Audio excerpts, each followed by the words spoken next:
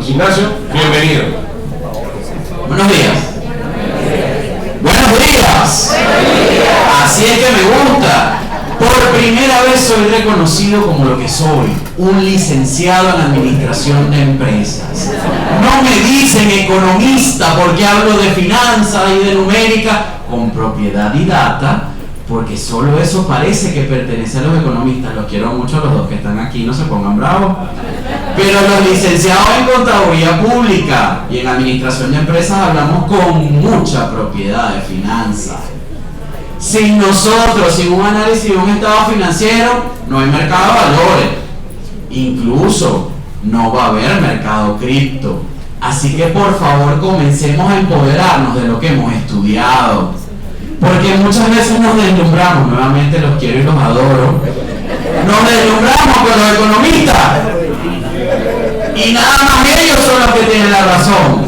6 meses prediciendo qué va a pasar y 6 meses diciendo por qué no pasó. ¿Y por qué digo esto? Y no es una sátira. Porque el año pasado yo asumí una posición personal con base en definiciones, con base en estudios, y dije que en Venezuela había inflación en dólares, lo cual mantengo y sostengo, dado la definición que está en el diccionario de la Real Academia Española sobre inflación.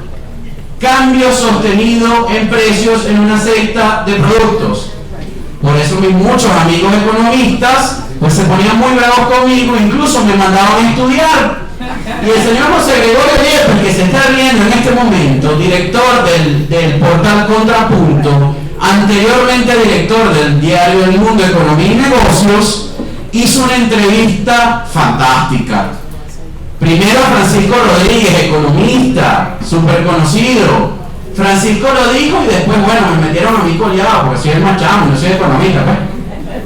No hay inflación en dólares, pero la padecemos. Y allí quedó la discusión. Ahora entrando un poco con mayor seriedad al tema. Hay muchísimas cosas dentro de esta visión 2020, dentro de esta economía 2020 que tenemos que abordar.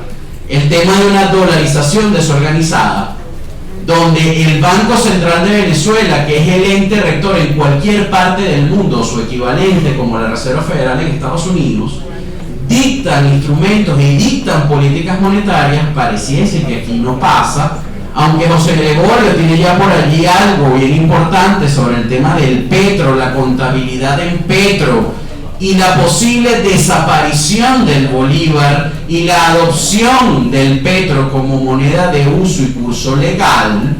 Ya está guindado en contrapunto.com. Temas como este es súper gratificante. Está sentado en el medio, muy serio, el economista Aaron Olmos, una persona que no la catalogo como especialista, sino como un estudioso en el tema de los criptoactivos, las criptomonedas, y nada fanático del tema, una persona muy capaz y a la vez una persona que es muy controlada con las opiniones que da en pro, lo bonito, lo malo, lo bonito y lo feo de lo que son los criptoactivos. Y nuestro amigo, también economista, que le cambiaron el nombre, no pusieron en la foto en el flyer, etcétera, otro economista. Siempre en estos meses, noviembre, diciembre y enero, los foros más comunes son perspectiva y el número del año siguiente. ¿Cuánto va a estar el tipo de cambio? ¿Cuánto va a ser la hiperinflación? ¿Existirá hiperinflación? Y ahí empezamos todos a pelear.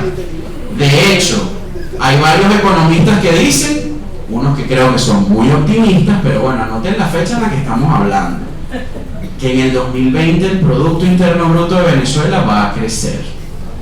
Dicen incluso que puede rondar el 10% de crecimiento. Sí, pueden decir lo que quieran, incluso malas palabras, pero cuidado porque hay damas. También dicen que el tipo de cambio puede cerrar en miles de millones de bolívares como en 236 bolívares. Es decir, José Gregorio, no tienes la palabra todavía.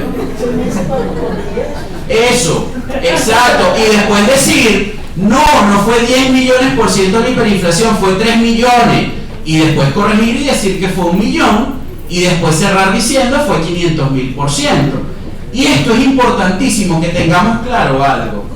Cuando nosotros estudiamos, todos los que estamos aquí somos profesionales del área de ciencias sociales. Por ende, no somos una ciencia exacta.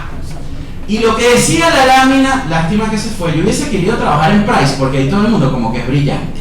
Pedro Pacheco, el señor que estuvo aquí, etc. Y él decía algo que es clave para los venezolanos. Nosotros no podemos abordar la crisis económica en la que estamos inmersos en Venezuela única y exclusivamente con lo que aprendimos en micro y macroeconomía en la universidad, con el libro del profesor Dorbush, porque si queremos aplicar todas esas teorías única y exclusivamente a Venezuela, ya saben cuál será el resultado. Porque lo que estamos viviendo en Venezuela, la aplicación de las medidas económicas, discúlpenme señores economistas por favor y me corrigen si me equivoco, que siempre lo hago, las medidas económicas que tomó el Ejecutivo Nacional durante el año 2019 son las medidas más neoliberales que existen. Son las medidas más de librito y ortodoxas que existen. El control de la liquidez, eso es de librito, eso nos lo enseñaban en macroeconomía en cuarto semestre en la Universidad Católica Andrés Bello, cuando existía el viejo pensum, en el que yo me gradué hace 12 años.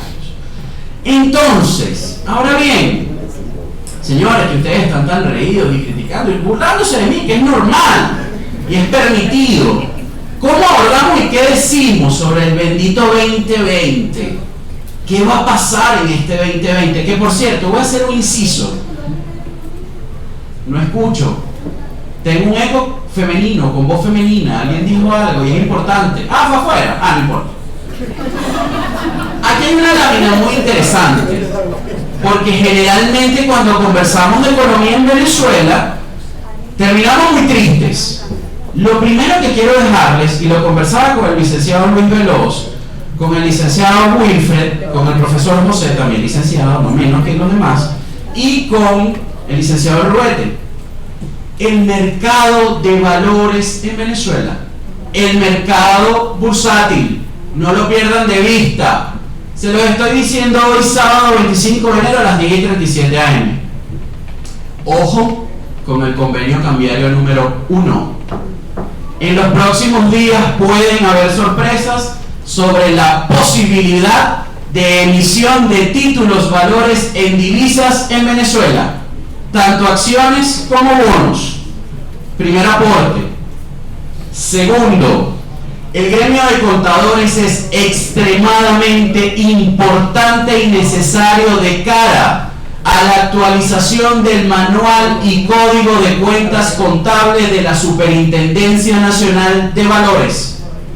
Tenemos un manual que data de antes del año 2007. Para los que no saben, en aquel momento la Bolsa de Valores de Caracas sigue funcionando y funciona mucho mejor. Aquí están los datos, mi corazón, ya vamos a hablar de eso.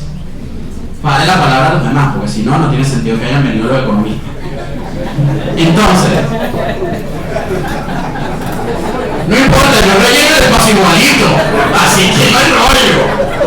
La mata está aquí. Y Francisco Antonio estudia economía, así que no se preocupen mucho. Entonces, regresando a lo serio. La Bolsa de Valores de Caracas, a partir del año 2017, se desmutualizó, es decir, se hizo pública. Cualquiera de los que estamos aquí, cualquier ciudadano venezolano puede ser accionista de la Bolsa de Valores de Caracas, que hasta hasta el 2017 era un club de 23 niños, pero un club sin piscina. Era un club del mantuanástico caraqueño. Y resulta que eso ya no pasa. Pero ¿y por qué doy esta anécdota? Porque en el manual y código de cuentas que está vigente en este momento no existe la partida para registrar las fluctuaciones en precio que tienen esas acciones en la Bolsa de Valores de Caracas. Y así como pasa eso, pasan miles de cosas. Ya me puse a la orden del licenciado Luis Veloz, me pongo a la orden de la presidenta del Colegio de Contadores del Distrito Capital y lo hago con el licenciado Ricardo Ruete, para que tengamos lo más pronto posible una reunión con el Superintendente Nacional de Valores. Ya ellos han tenido 3, pero no ha pasado nada. Pero aquí, como yo soy tan escandaloso y estridente, y por las redes sociales me ven tanto, y por los canales de televisión, la 4ª reunión sí va a tener algún resultado. Malo, bueno, regular, pero lo va a tener. Y el último aporte que les voy a dar antes de entrar a debatir con estos muchachos que están aquí es, damas y caballeros, no existen contadores preparados para llevar la contabilidad en el mercado de valores venezolano.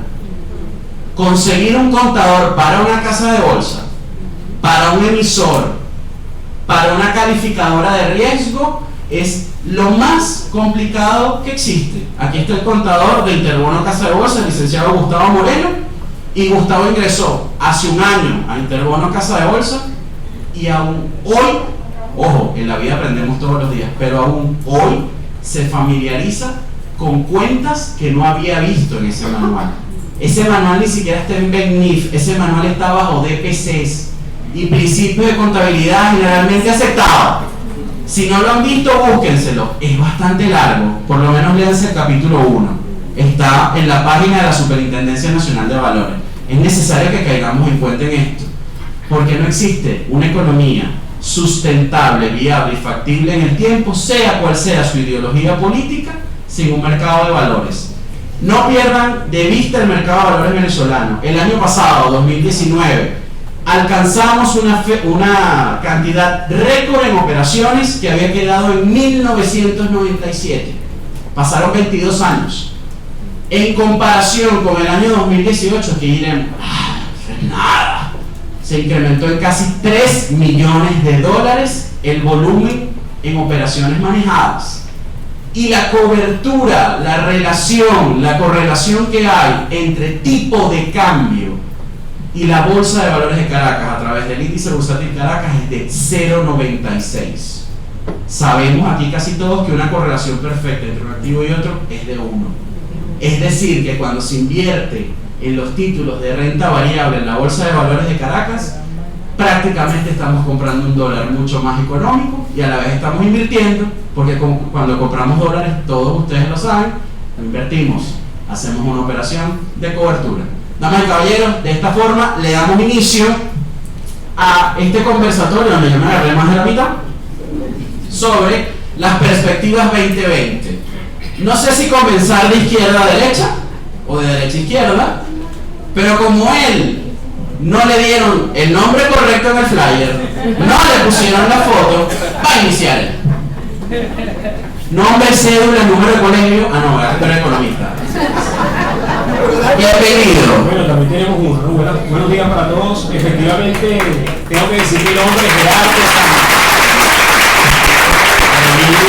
Por allí la foto decía Gustavo, pero bueno, la G, yo decía en mis redes que al menos la inicial era la mía. El punto G. Bueno, su palabra vaya. Gracias. Te quería preguntar, me da la palabra a mí para hacer toda la perspectiva 2020 o vamos a tocar tópicos uno a uno, es decir, dólar, precio, mira, producto, o digo todas las perspectivas que yo...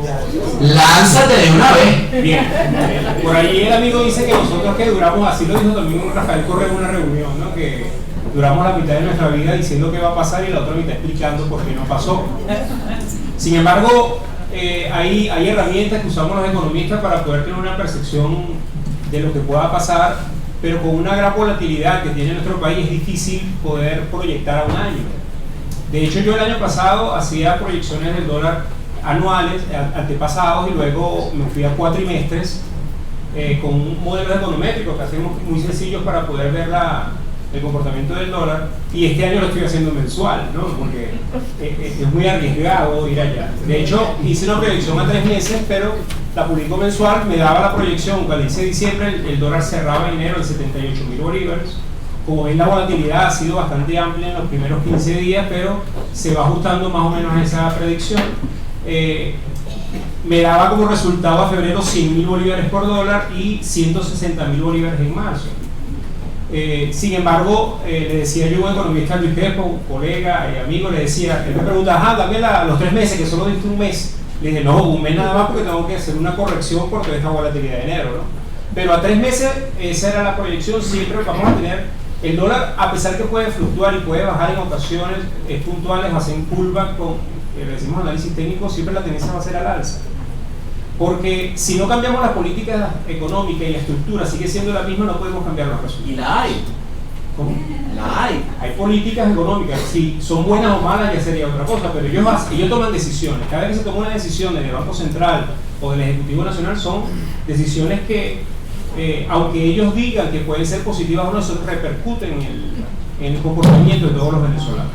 Entonces el dólar sí va a tener una devaluación continua y puede ser más acelerada, depende del comportamiento general, pero mi predicción en ese modelo econométrico decía que cierre 78 en enero, cierre 100.000 en febrero y 160.000 en marzo. Después podemos hablar a ver si me tengo que resaltar. Anótalo. Pero por ejemplo enero no va tan mal, ¿no? Está en 77.000, seguramente en estos días hace un retroceso de 3.000, 4.000 bolívares y luego retoma el alza. Es posible que llegue al 78, ¿no? Si no, me buscan por ahí Gerardo Sánchez, te pelaste, ¿no? Llegó a 90.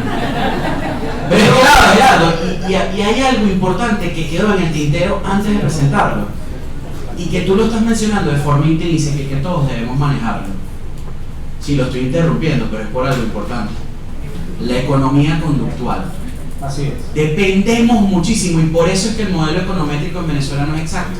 Es que no va a ser exacto porque recuerda que la economía, cuando hacemos proyecciones econométricas es sobre datos históricos. Exacto. Y cada vez que tenemos un dato nuevo, enero cambió y incluimos esos datos en el modelo, pues siempre vamos a variar. Por eso decía yo que si un economista se atreve a hacer proyecciones a un año, a 2 años, oye, siempre lo vamos a equivocar porque puede cambiar muchas cosas. Por ejemplo, el año pasado, ese pago de Petro que hicieron en diciembre, hace 6 meses atrás no estaba contemplado.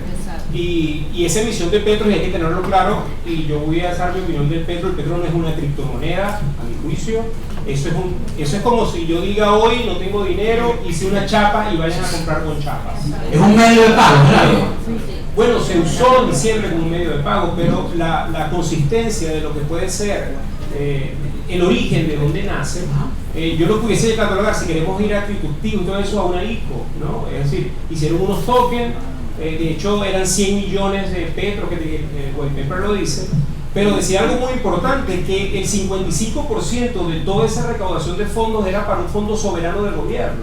¿Que dónde está?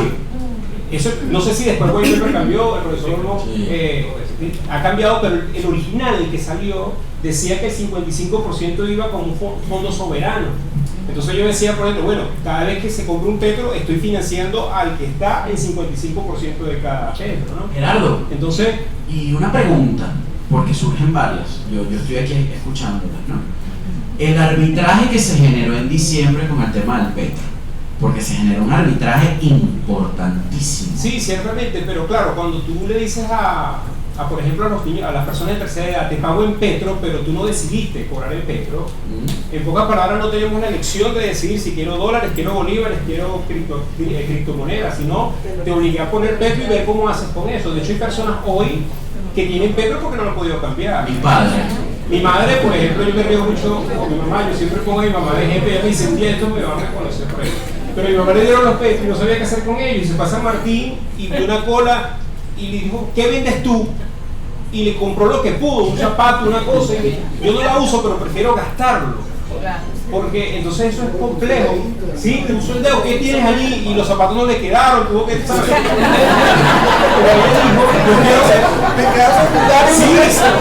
gastar esto, porque no me da confianza. De hecho, yo me imagino un cambio, en caso de que haya un cambio totalmente político y económico de este país, los Petros se quedan en casa. Porque mira, eso no te lo puedo aceptar. Entonces, pero eso genera hoy distorsiones económicas, porque la gente está haciendo intercambio de mercancías con Petro.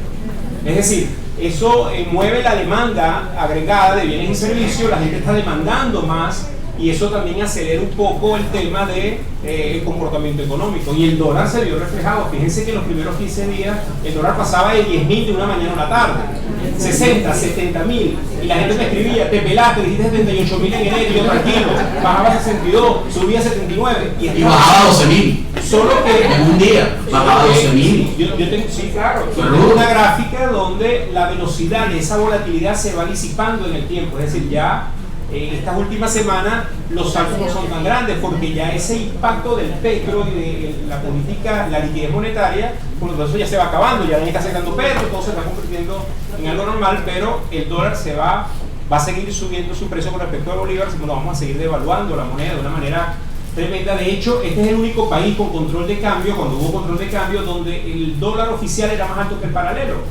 Eso es una aberración.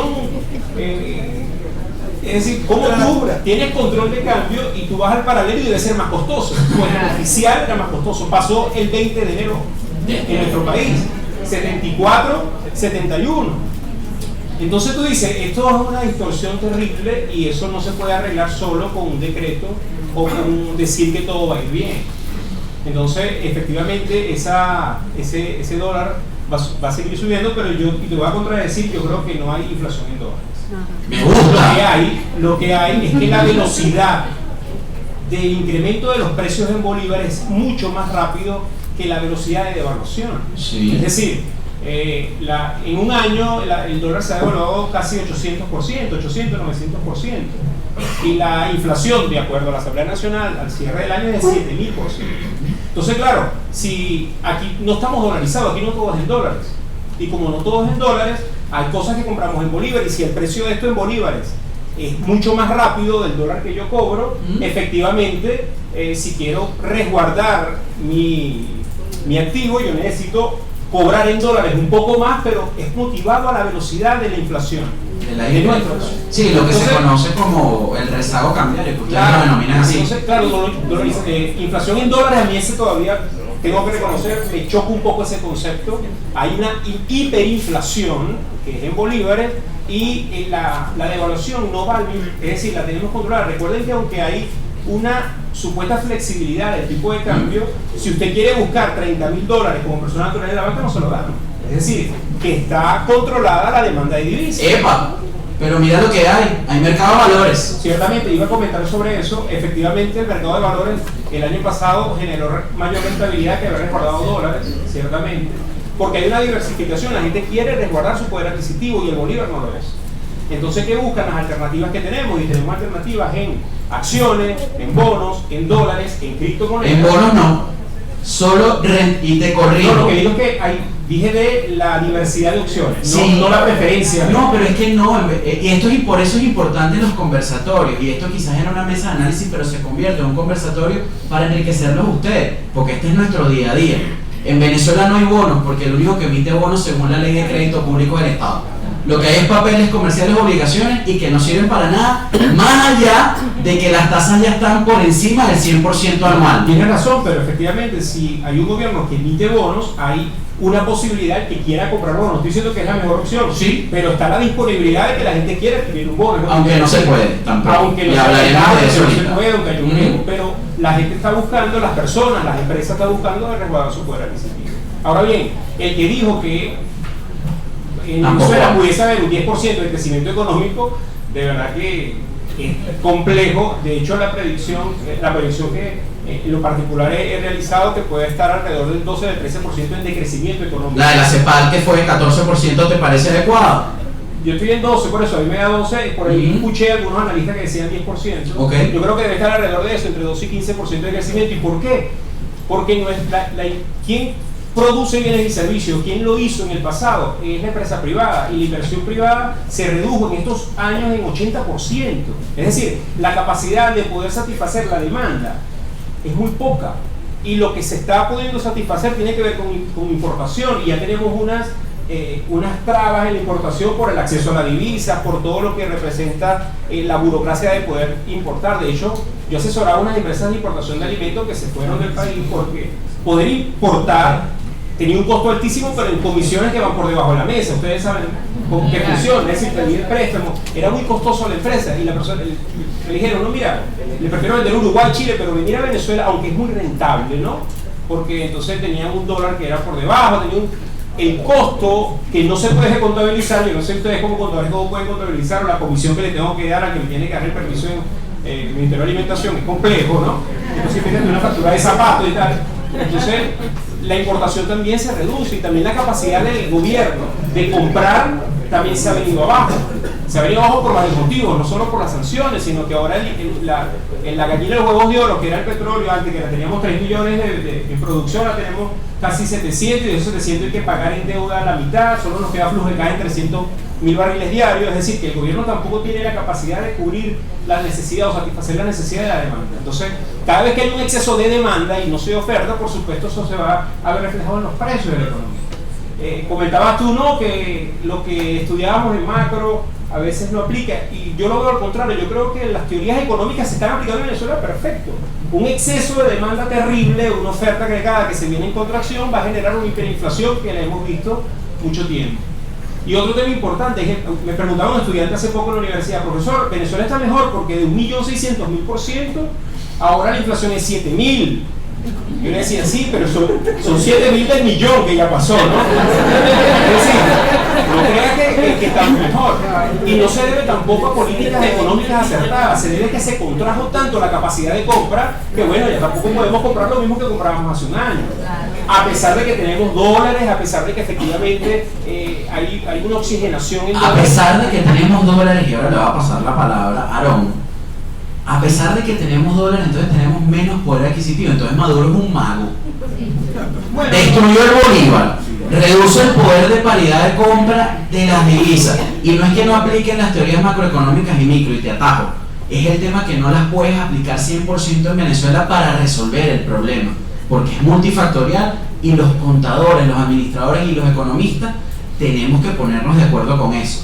Porque si seguimos como el bendito caso aquel de los Yesaboys, o el tema de los economistas de tal lado, seguiremos con lo que ha pasado en Venezuela por una desacertada aplicación de política económica. Y por eso te ponía la papa caliente en la mano.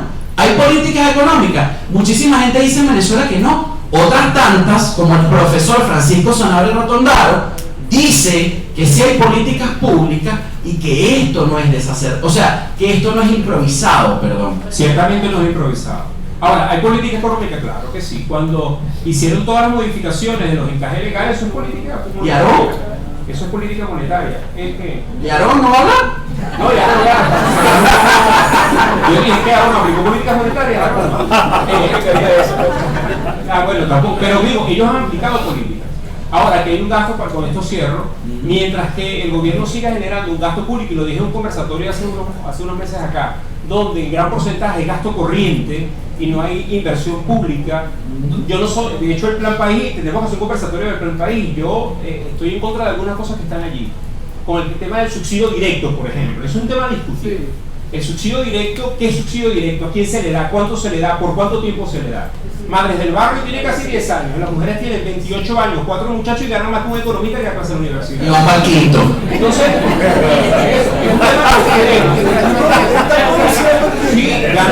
es un tema si ganas 8 salarios mínimos, ¿para qué voy a trabajar? Y eso se ve reflejado en la producción de bienes y servicios. Entonces, quiero concluir diciendo que efectivamente la predicción es un decrecimiento económico que, por el criterio del 13% del PIB de este año, una devaluación que va a ser constante, ya hasta marzo, no me atrevo a decir hasta diciembre.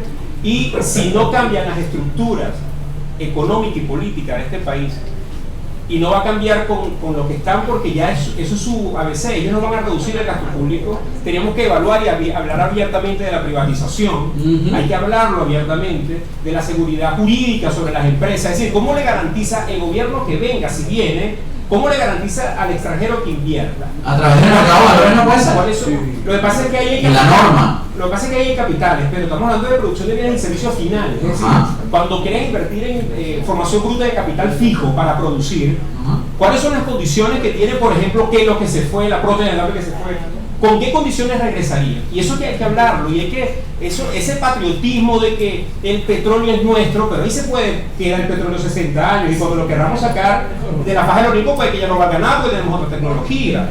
Entonces, hay cosas que le tenemos mucho miedo, porque somos un país donde nos acostumbramos al proteccionismo, al populismo. Los servicios, es gratis, realmente es gratis el servicio del agua cuando no llega el agua en 15 días. No es gratis, es muy costoso. Porque no lo tengo. Es muy costoso. Entonces hay que empezar a evaluar esas cosas y dejarnos atrás el gobierno papá. Yo creo que tenemos que ir a otro tipo de economía, que Chile me está contradiciendo, porque a pesar de que macroeconómicamente está muy bien, están buscando venir acá y nosotros... Y Bolivia. No se vayan, no se vengan. Entonces, Venezuela es un caso muy fuerte y yo lo que les recomiendo es que gastemos, pero gastemos bien. El venezolano está acostumbrado a gastar porque mañana va a ir mejor, porque alguien me va a dar una arepa. Y las cosas se van a apretar, señor. Lo dije hace un año, no gastemos en cualquier estupidez, y me disculpan la palabra. Es decir, hay carnavales, ya estamos planificando, ¿qué vamos a hacer carnavales? ¿Qué vamos a comprar? Hay que recrearse, pero hay que gastar bien y hay que prepararse para lo que viene, que no es fácil. Seguramente no tenemos capacidad de ahorro, pero si podemos ahorrar $1, ahórrenlo. Y luego, o invertir, sí, efectivamente, pero hay que saber también invertir, hay que saber dónde invertir. Y hay una premisa de inversión que dice, hay que invertir, si vamos a invertir, aquello que estemos dispuestos a perder también, ¿no? Porque renta variable, aunque es muy rentable, ¿sí? O fue muy rentable hoy, es variable. Es variable porque, y te atajo y le doy la palabra, no, porque yo no soy el protagonista de esto, es variable porque no sabes cuándo ni cómo vas a pagar los dividendos. Fluctúa su precio, pero en una economía hiperinflacionaria como la venezolana, la renta variable en Venezuela tiene más de 10 años, la Bolsa de Valores de Caracas, siendo una de las 5 bolsas más importantes del mundo. Y lo desconocemos todos. Para pasarle a él, que es un especialista en eso, creo que hay mucha rentabilidad en la criptomoneda, ¿no? Yo he invertido poquito, porque no tengo un gran capital en criptomoneda y creo que he tenido mayor rentabilidad que cualquiera de estas opciones de inversión. Cuando aprovechamos o sabemos del análisis técnico, saber cuándo comprar y cuándo vender, se pueden tener grandes rentabilidades. Dash está en $100, Bitcoin está en 8.000, Ethereum está en $140. Es decir, si aprendemos a comprar y vender en criptomonedas, te aseguro que la rentabilidad es muy alta, el riesgo es alto.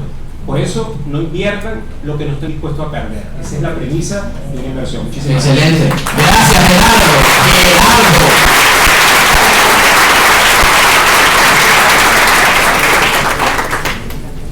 Hola, Aaron. ¿Cómo te va? ¿Todo bien? Sí, ¿verdad? ¿Se escucha? Sí. ¿Quién es? No, eso.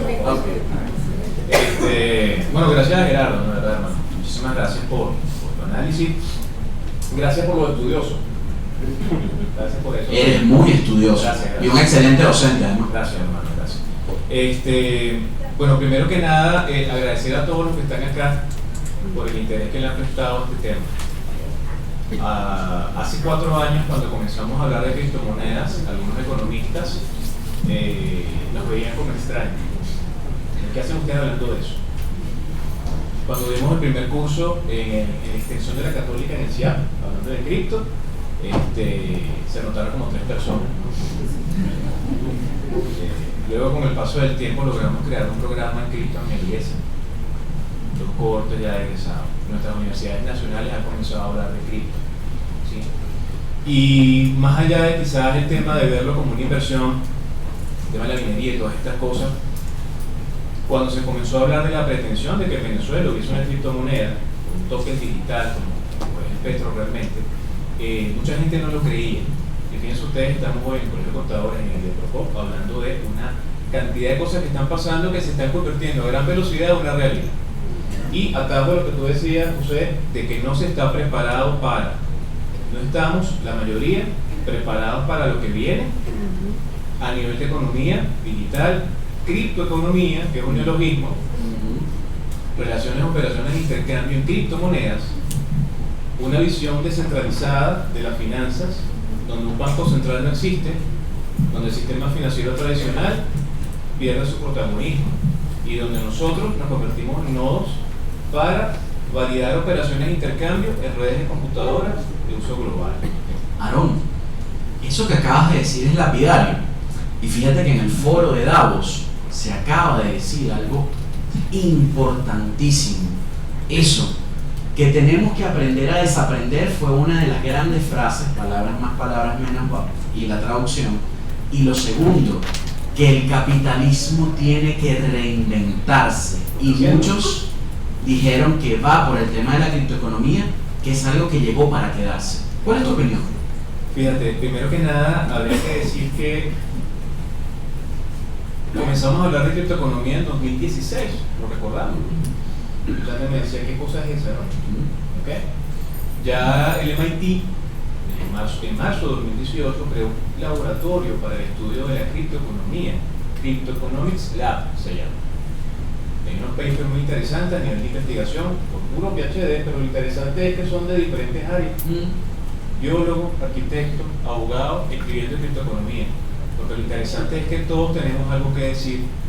Y la criptoeconomía definida por la gente del MIT son transacciones y operaciones con criptomonedas donde hace falta una política monetaria y una política fiscal, pero que no venga a un poder central. Es decir, estamos rumbo a una sociedad de ciudadanos empoderados en la economía. Es correcto. Y por eso, la primera invitación que yo les voy a hacer en esta intervención es a formarse. Yo no puedo normar algo que no conozco.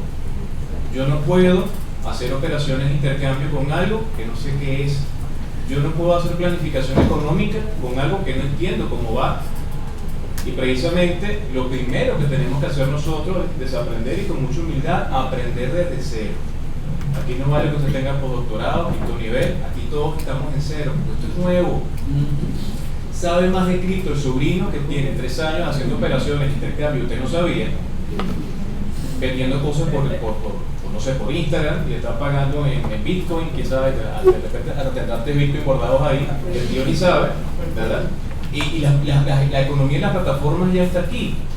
Y usted dirá, bueno, es un contrasentido que Venezuela esté entrando a gran velocidad. Esto sí, pero resulta que Venezuela se ha convertido en una cashless society, una sociedad sin efectivo.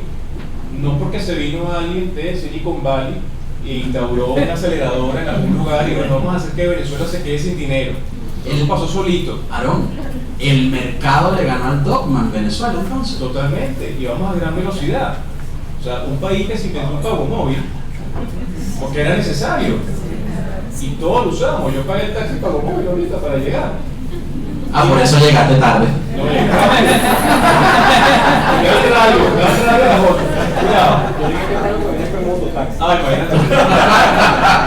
Pero ¿cuál es el reto que nos plantea esto a nosotros? Usted dirá, bueno, este economista me está hablando de educación. Sí, porque resulta que para lo que les viene y lo que nos viene a todos en ciencias sociales, ¿verdad? Tenemos que reaprender y deslastrarnos de muchos dogmas, como decía José.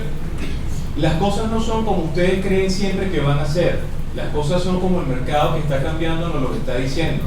Y si yo me resisto a ello, hoy quizás no lo haga, pero quizás dentro de 3 meses lo voy a tener que hacer. Entonces, el tema cripto en Venezuela tiene mucho de desarrollo. Desde el 2012 hay criptomonedas nacionales. Que se van a mostrar. Bueno, hay 18. Y mucha gente ni la conoce. Se lo voy a mostrar hoy. Una pequeña presentación previa a la locución de José Hernández. Y lo importante de esto es que para nosotros entender el tema contable, el tema fiscal, el tema administrativo de los criptoactivos, tenemos que entender qué es, de dónde viene y para dónde va, qué es la blockchain. Epa, no sabía que tenías doble espacio hoy, bandido. Qué bueno. Bueno, pues yo me sorprendí también, ¿no? Y entrando hay que darle un toque jocoso a esto, porque generalmente cuando hablamos de economía salimos muy estresados, o salimos muy contrariados, o salimos muy preocupados. El tema del petro es una realidad. Sí. Y la creación del ecosistema, como ustedes los estudiosos, no digo expertos, y siempre lo digo con base cuando a mí me presentan experto en el mercado bursátil. Caballero, el mercado bursátil es lo más impredecible que existe porque somos lo más irracional que existe cuando entramos a invertir. Y lo mismo pasa allí. Entonces, yo admiro profundamente a Aarón por eso, por su capacidad de transmitir el conocimiento, y Aarón siempre ha hablado con responsabilidad sobre el petro.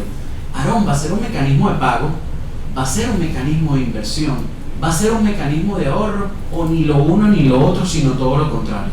Mira, puede ser lo que se quiere que sea en la medida que se haga bien. Coño, tú sí eres elegante.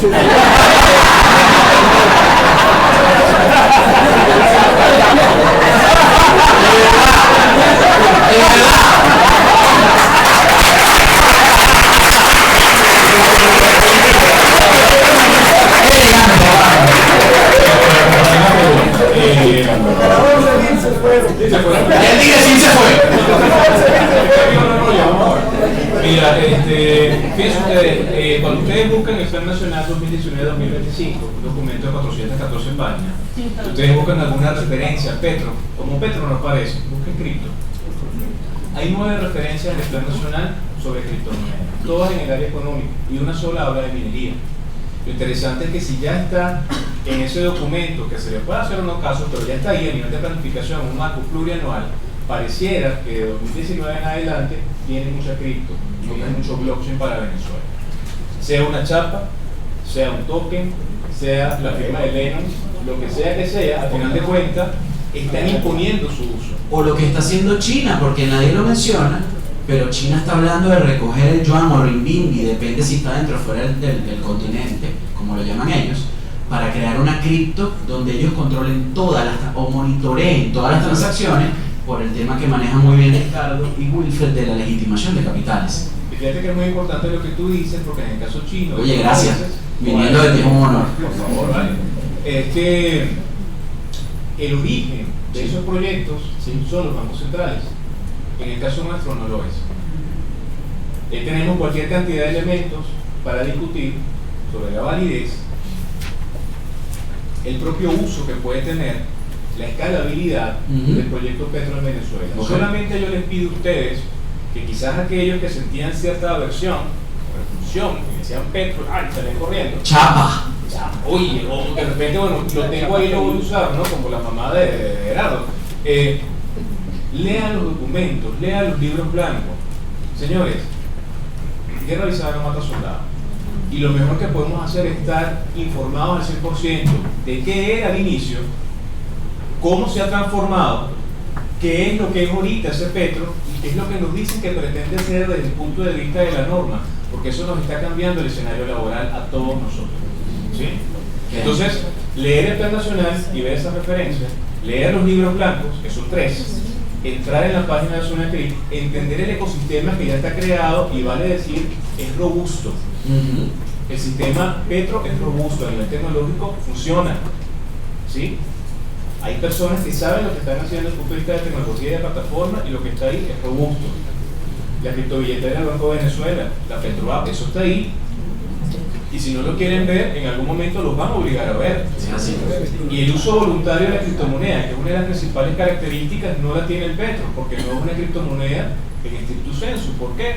Porque en definitiva tú puedes tener una blockchain y un algoritmo, pero son condiciones necesarias, más no suficientes, para llamarte cripto, porque para ser una cripto tienes que ser de libre acceso, descentralizada, distribuida, desconcentrada, donde la persona tenga acceso a las aplicaciones y en definitiva, simple y llanamente, tú puedas tener minería, que le da esa calidad y transparencia a las operaciones de intercambio que sabemos que el Petro es terminado. En definitiva, el propio libro blanco número 13 nos dice a nosotros que el Ejecutivo está facultado para hacer emisión 2 del Petro, emisión 3 del Petro y cambiar los commodities que le dan respaldo. Es decir, que de esto vamos a poder tener mucho, violando cualquier cantidad de características de las criptomonedas originales, en el sentido de que son infinitas en el tiempo. Si bien vienen en millonésimas partes, que es el caso clásico del Bitcoin, que tenemos que estudiar para entender qué es y qué no es, esto le está dando una patada a toda la teoría que nosotros hemos estudiado en nuestras universidades. Porque resulta que nuestras universidades no nos están hablando de esto. Y lo que nos atrevemos a hacerlo, entonces somos una suerte de herejes, ¿no?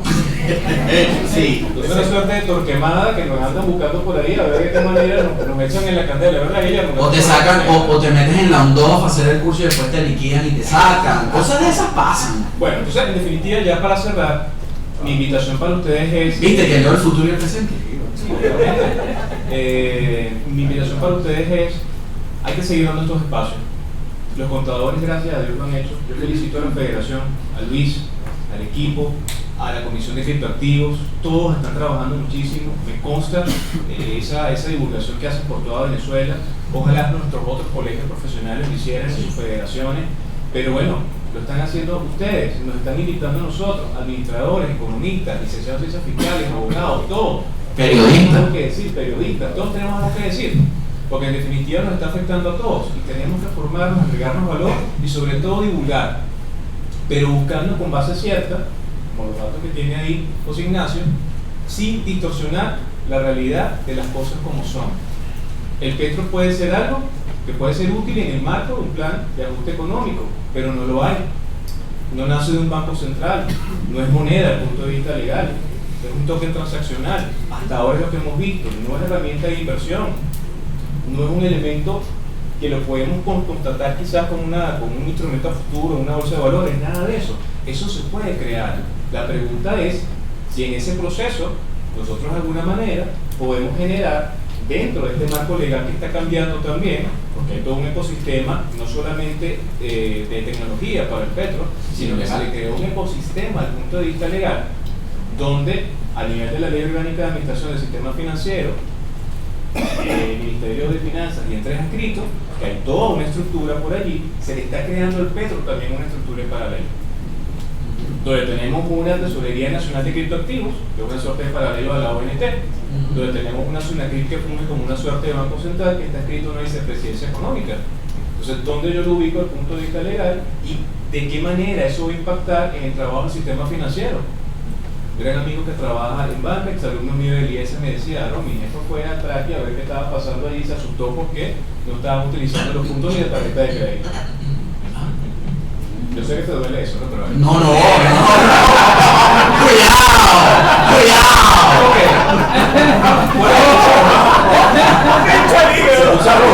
Ahora ya no te digo que eres elegante y se te acabó el tiempo.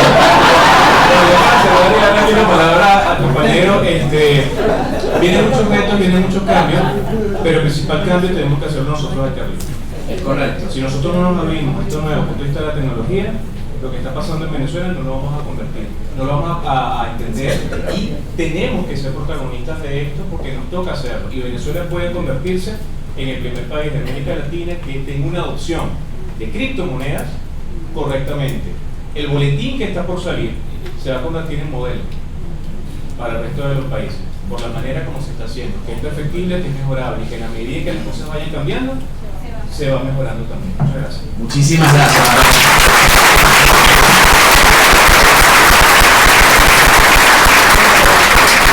Excelente participación de ambos, aunque los fastidié y los incomodé. Y para cerrar, dicen que los últimos serán los primeros. José Gregorio Yepes. Bueno, José Gregorio, tú manejas mucha más información de la que siempre dices como buen periodista. ¿Cuál es tu visión, José Gregorio? Dado que tú haces tantos análisis y hasta ahora, les cuento, el hombre hace unos análisis en torno y en los últimos 5 años que tengo una amistad estrecha con él, no se ha equivocado. Y eso me preocupa. José Gregorio, no, mire, ya va. Para cerrar ese tema, para no herir susceptibilidades. Si no existieran los economistas, no hubiese sociedad. Todas las profesiones somos sumamente importantes, pero tenemos que ir rompiendo paradigmas. Cuando nosotros estábamos en la Católica, nos decían que los administradores y los contadores éramos cuadrados. ¿Por qué? Porque son la parte numérica, y por eso es que yo hablo tanto de la psicoeconomía, el psicotrading, las neurofinanzas, todo lo que es neuroeconomía. Desde el año 2002, cuando el primer no economista se ganó el premio Nobel de Economía, Daniel Goleman, piensa rápido, piensa despacio, ahí ya teníamos que ver que los tiempos iban a cambiar. Y lamentablemente en Venezuela muchas veces somos muy puristas o muy dogmáticos. Entonces, señores, aprendamos a desaprender. Esa es una de las tantas cosas. Y para cerrar, porque después no vuelvo a hablar, así como está comprobado. Gracias, esto le conviene a ti. Por favor, les voy a solicitar con muchísima humildad a la Federación, a través del señor Luis Veloz, al Colegio Público de Contadores del Distrito Capital y al Colegio Público de Contadores del Estado Miranda. Así como se está trabajando con el tema cripto, vamos a abrir espacios y foros sobre el mercado de valores, señores, porque todo esto es importante y todo esto es necesario. Y si el convenio cambiario 1 es aprobado la próxima semana, nos agarran con los pantalones abajo. Así como estamos trabajando el tema cripto, vamos a trabajar el tema del mercado de valores en bolívares y en dólares. El micrófono es tuyo y por favor cierra tú, que eres comunicador social. Bueno, muchísimas gracias y de verdad que es con un tremendo compromiso este escenario, ¿no? Es lo que habitualmente los periodistas hacemos. Ustedes hablan de demanda agregada, contracción del producto, ustedes los contadores hablan del debe y el haber, y nosotros los economistas perdón, los periodistas no hemos aceptado. Porque es que a los periodistas que hemos hecho economía y hacemos análisis de entorno, a veces nos confunden con economistas, ¿no? Y yo debo decir que todavía ese paso no lo he dado, no he ascendido a eso, o no he caído tan bajo, no sé.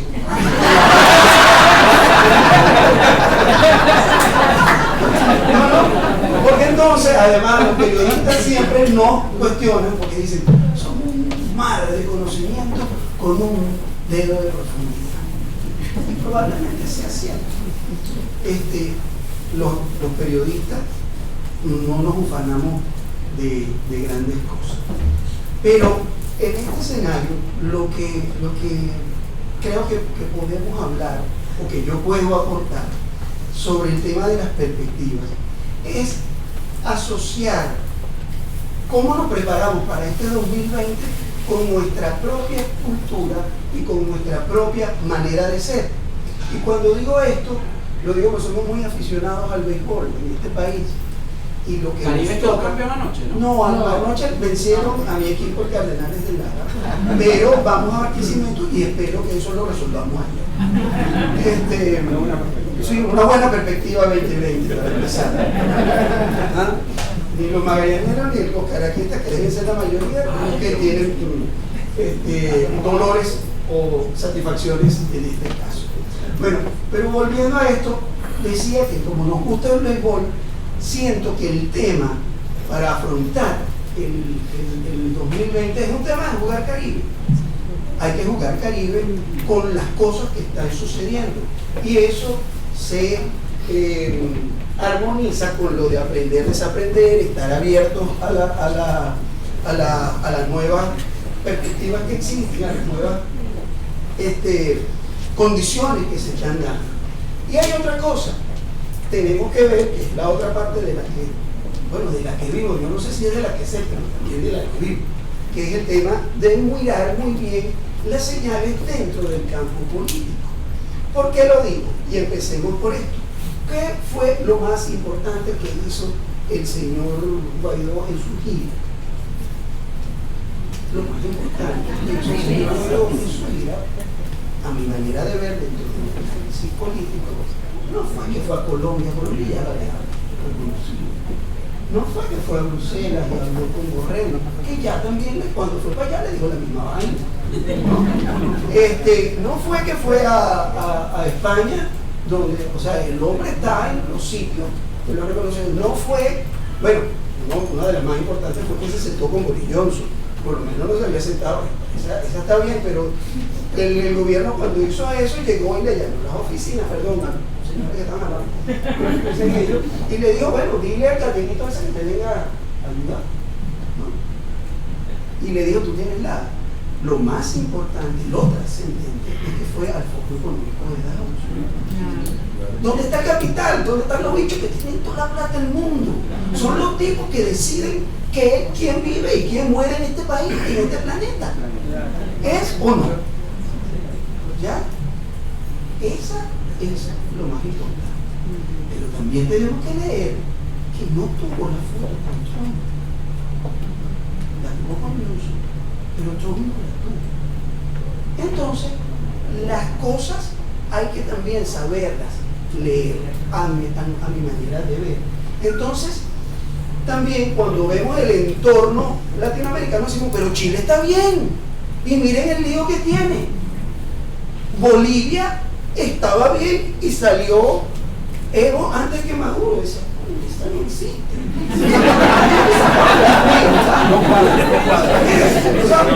Me sacaban la cuenta y decía 80, lo que nos toca en el periodismo. Tú sacabas la cuenta, 80% de rechazo y todas las encuestas. El apoyo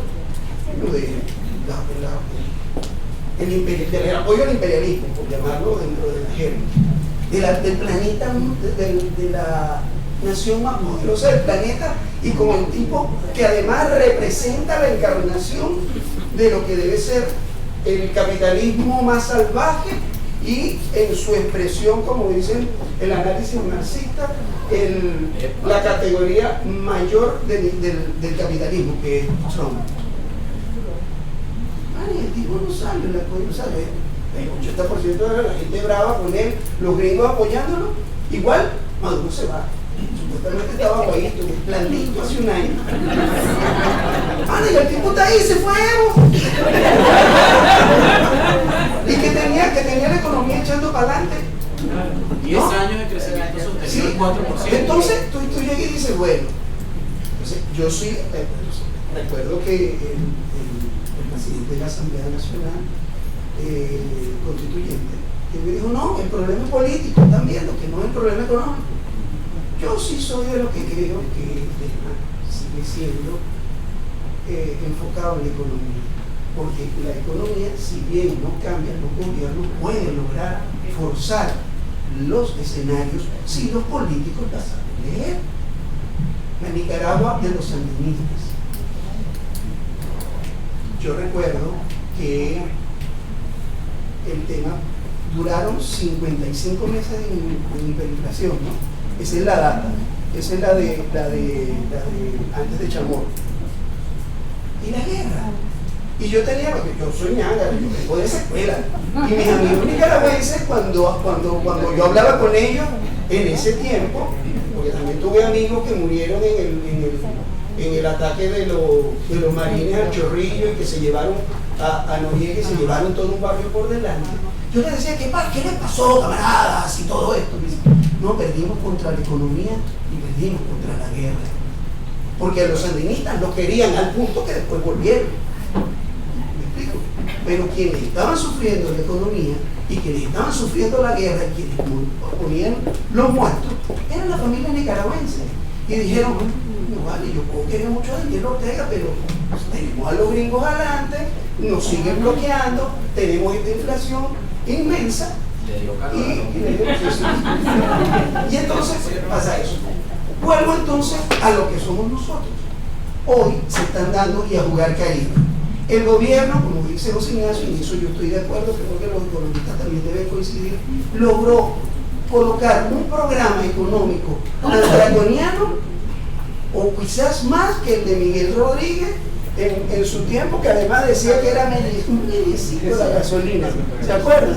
El aumento de la gasolina, y vamos a ver si ponemos el IVA, y que terminó siendo el impuesto al consumo suntuario y la venta al mayor. Yo recuerdo, yo lo cubrí, yo era reportero. Y entonces, que terminó siendo con Caldera. No, ahora tengo la desgracia de ser director. No. Y entonces, tenemos que ver que eso lo logró hacer un gobierno socialista, que se dice socialista, y logró meter acciones de mercado. Y termina diciendo a Maduro, qué bueno que llegó el dólar. ¿No? El otro tema es que, recuerdo, ¿cuáles fueron todos los noes que tú dijiste, Aaron? 2 minutos te quedan. Ya voy terminando. Los noes que dijiste del petro. No es una criptomoneda. No es nada de eso, pero hoy en el Banco Central hay una discusión si se suprime el signo monetario del bolívar y el petro. Me hago el contrapunto, si me van a dar. No seguimos, ¿no? Hoy esa discusión se está dando y el banco y el directorio del Banco Central está negándose en redondo. ¿Me explico? Llegó esa propuesta y está allí, ¿no? Están discutiéndola ahorita. Deben estar discutiéndola hoy. Sí.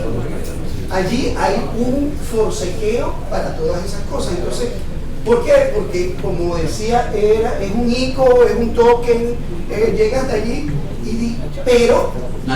Una chapa, pero tiene un sistema robusto que dijiste, y eso es lo que... Y esas son las barajas que se están poniendo sobre la mesa.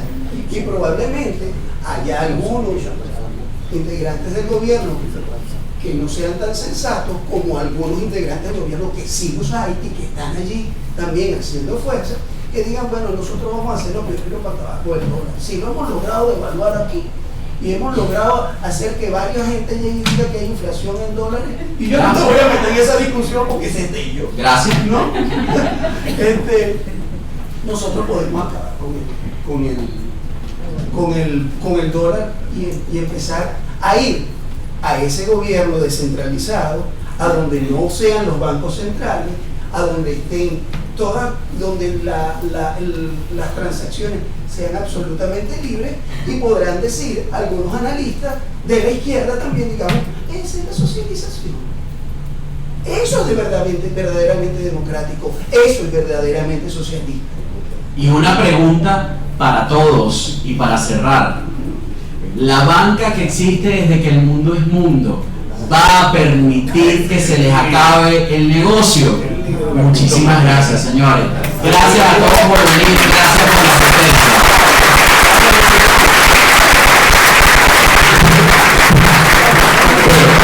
Yo voy a permitir, en primera instancia, no por el ciclo de preguntas. ¿Ok? En segunda instancia, me voy a permitir hacerle entrega de su certificado por su destacada participación al economista Aro Olmos.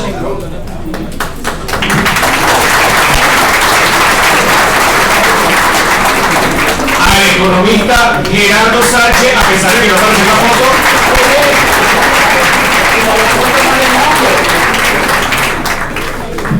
Al licenciado José Ignacio Guajiro por su destacada participación como moderador.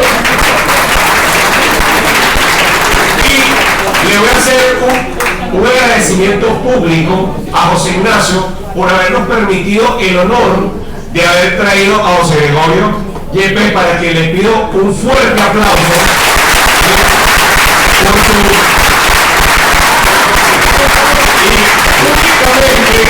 únicamente nos comprometemos a elaborarle también tu certificado de participación. Esto es un plus. Él no estaba en la plantilla original. Fue un plus que nos trajo nuestro amigo José Ignacio, y cuando él dijo eso, nosotros nos sentimos complacidos de que los señores pudieran formar parte de este destacado panel, a pesar de que no teníamos certificado. Muchísimas gracias, me siento muy honrado y que haya paz mundial.